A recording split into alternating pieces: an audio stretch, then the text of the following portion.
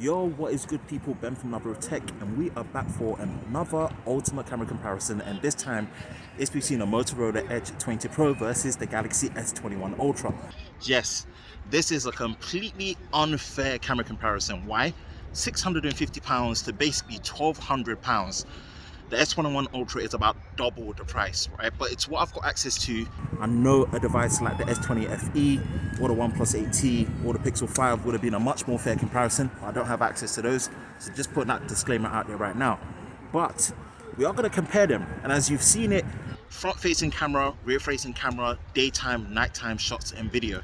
And right now we are in 4K UHD 60 frames a second on the S21 Ultra, as well as 4K 30 frames a second on the Moto Edge 20 Pro. Let's take them through their paces, but before we do that, quick breakdown of the specs and then back into the main camera comparison. So this is a quick specs breakdown of the camera hardware on both the Moto Edge 20 Pro and the S21 Ultra. But before we go ahead, a big thank you to Vodafone UK for supplying both these handsets for testing and review on the channel. There will be links in the description below for all the latest deals on Vodafone UK on both these handsets. Really appreciate that. Starting with the Moto Edge 20 Pro, at the rear you are looking at a triple camera setup. The main camera is 108 megapixels with an f1.9 aperture, and you do have dual pixel autofocus. Then you do have an 8 megapixel periscope zoom, which does do 5x optical zoom, and then you have the 16 megapixel ultra wide as well. For the selfie, it is working with a 32 megapixel selfie. And then moving over to the Galaxy S21 Ultra, it is working with a quad camera system at the rear, main sensor being 108 megapixels with an f1.8 aperture, and you do have face detection, autofocus, laser AF, as well as OIS as well. Then you've got two zooms, both at 10 megapixels. One does 3x optical and the other does 10x optical with the periscope zoom. Then you've got the 12 megapixel ultra wide as well. And the front facing camera is a 40 megapixel sensor. All the main detailed specs will be in the description below. But away from that, let's get back into the main camera comparison with the daylight video. So 4K UHD 60 frames a second on the S21 Ultra and 4K UHD 30 frames a second on the Moto Edge 20 Pro. As always, just testing the image quality, the stabilization, dynamic range. Quick run.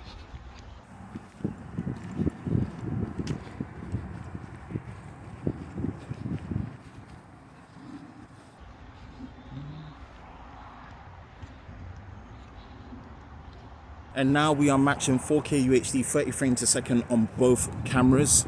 Again, testing out the image quality, stabilization and dynamic range.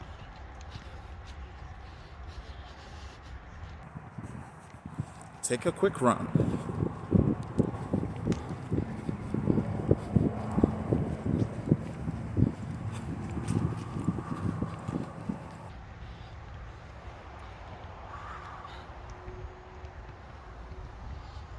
And we scaled it down to 1080p 30 frames a second, still a very popular resolution and frame rate.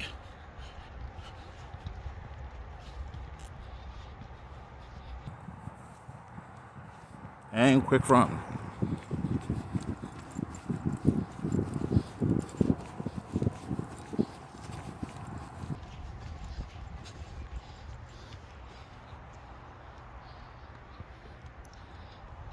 We are now in 4K UHD 30 frames a second on both the rear cameras, and pretty much seeing what the image quality, dynamic range and the stabilization is like.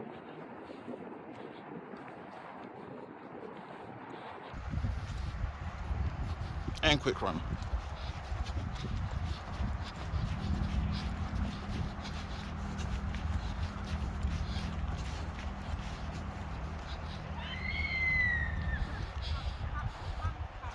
Now 4K UHD 60 frames a second on the main cameras. Now here this is only limited to the main cameras on the Moto Edge 20 Pro.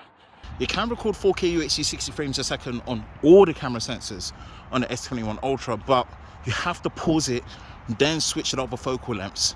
But you can switch over to the selfie while you're recording in 4K UHD 60 frames a second at least. Just the other two focal lengths, which is the ultra wide and the zooms, you cannot in 4K UHD 60 until you pause it.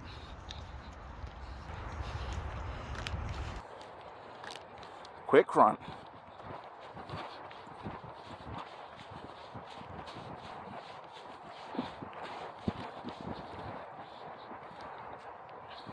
We are now in 8K 24 frames a second on both these cameras. This camera mode is just a bit overkill, but we're just testing it to see how they behave on both. Moto Edge 20 Pro seems to be struggling a bit with focus. And a quick run.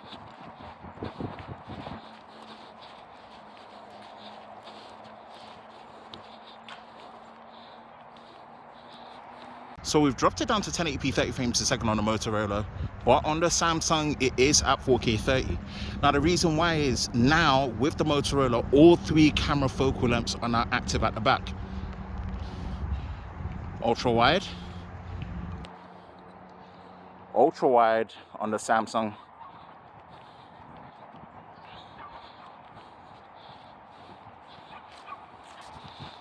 the ×5 optical zoom, and you've got the ×3 optical zoom,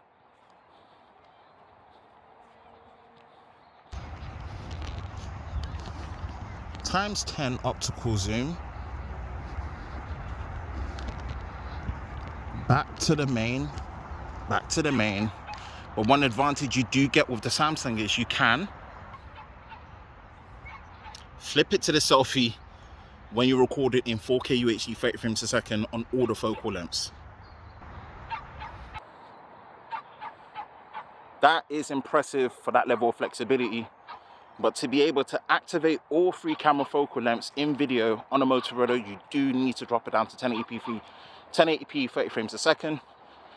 So just demonstrating that very quickly. And this is an autofocusing test of the Moto Edge 20 Pro using the S21 Ultra as the subject.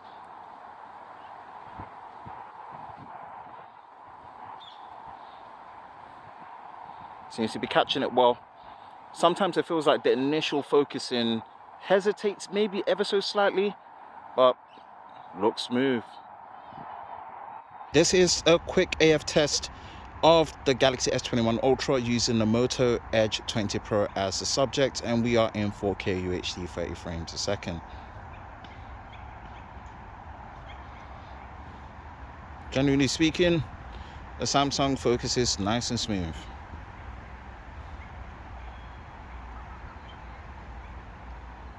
This is a low light test, 4K UHD 30 frames a second on the main sensors.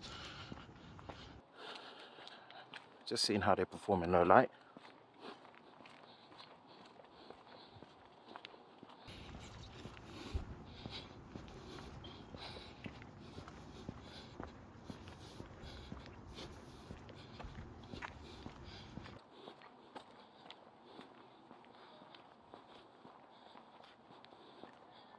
We've dropped it to 1080p 30 frames a second on the Motorola, and that's just to activate the other two camera sensors. If we go to ultra wide, again ultra wide, I always just like to demonstrate this just to show that do not use the ultra wide when you're doing any form of low light. It heavily reduces the performance.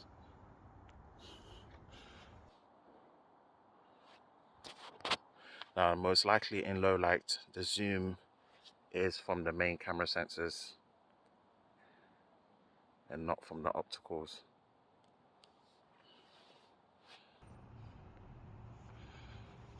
But yeah, thought let me just demonstrate that quickly.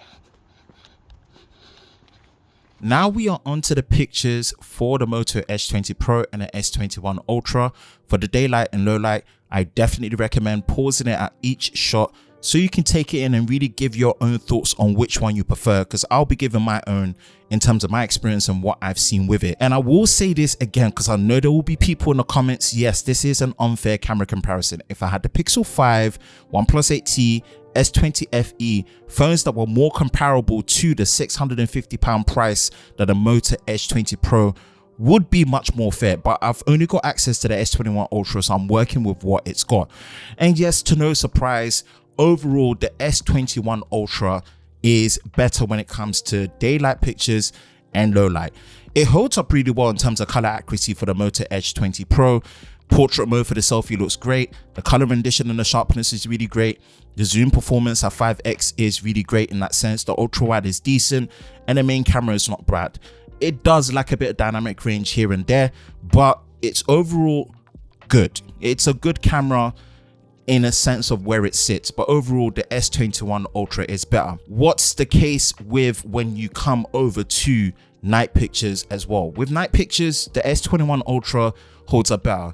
And the biggest problem I had with the Moto Edge 20 Pro is it has this serious inconsistent bug where when you're using the night mode, or what they call night vision, it struggles to process it.